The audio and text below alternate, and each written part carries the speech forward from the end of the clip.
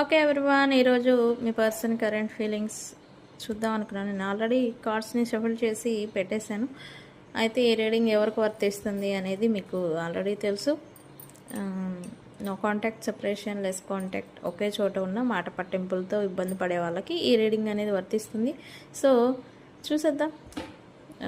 ఈరోజు current feelings not for you, అంటే ఈ ఫీలింగ్స్ అనేవి ప్రజెంట్ ఫీలింగ్స్ ఎలా ఉన్నాయని మీ గురించి కాదు. Okay, so universe, please give me accurate reading what my viewers person current feelings right now.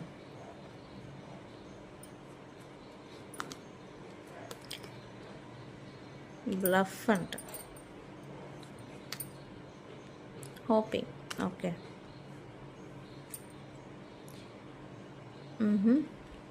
Yeah, right now ఈ పర్సన్ అయితే హ్యాపీగా ఉన్నారా, హ్యాపీగా లేరా అనే విషయం పక్కన పెడితే, ఈ పర్సన్ అయితే ఒక మాస్క్ తను ధరించాల్సి వస్తూ ఉంది.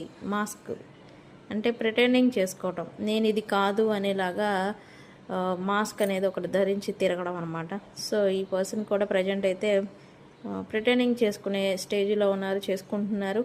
అండ్ ఈ పర్సన్ అయితే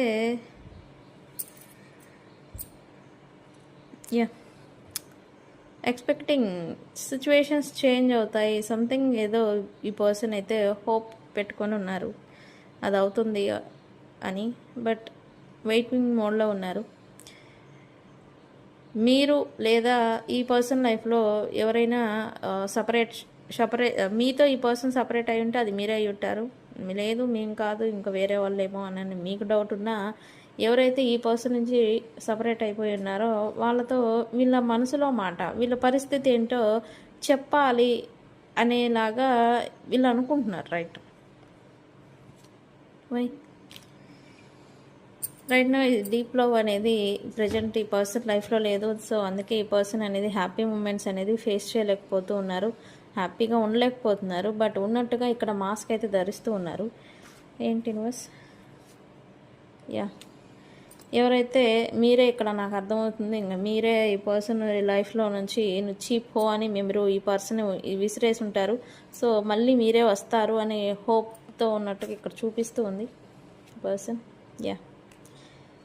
ఇప్పుడు కాకపోయినా ఇంకెప్పుడైనా సరే మీతో మాట్లాడే ఛాన్స్, అది మీతోనా లేకపోతే తన లైఫ్లో నుంచి తను సపరేట్ అయిపోయిన వ్యక్తితో తను వన్ డే ఒక ఛాన్స్ అనేది మళ్ళీ వస్తుంది, మాట్లాడతారు అని అయితే అనుకుంటున్నారు. మాట్లాడటం కానీ, కన్ఫెషన్, కలవడం కానీ, సంథింగ్ ఏదన్నా మీ ఇద్దరి మధ్య ఈ వ్యక్తుల మధ్య జరగడం అనమాట.